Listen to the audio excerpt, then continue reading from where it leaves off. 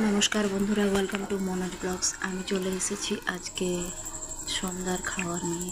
ইচ্ছা হলো একটু চাউমিন বানাই, তার জন্য চাউমিনটাকে প্রথমে সিদ্ধ করে নিয়েছিলাম।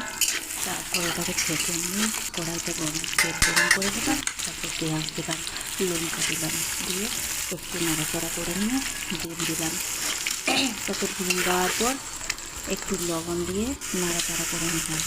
হালকা ভাজা হয়ে গেলে চাউমিনগুলোকে তাতে দিয়ে আবার ভালো করে নাড়াচাড়া করে ম্যাগি মশলা দিয়ে সুন্দর করে ভেজে নিলাম। তারপর বাটিতে ট্রান্সফার করে নিয়ে তাতে ম্যাগি সস দিয়ে সার্ভ করে দিলাম।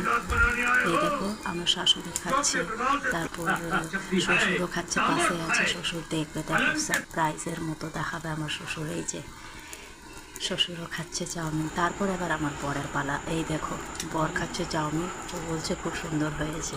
আর আমাদের বেটুকে দেখো চিনি কীভাবে তাকাচ্ছে ওর বাবাকে, ওর বাবা খাচ্ছে আর চিনি তাকাচ্ছে। তোমাদের ভিডিওটা কেমন লাগলো অবশ্যই কমেন্টে জানাও।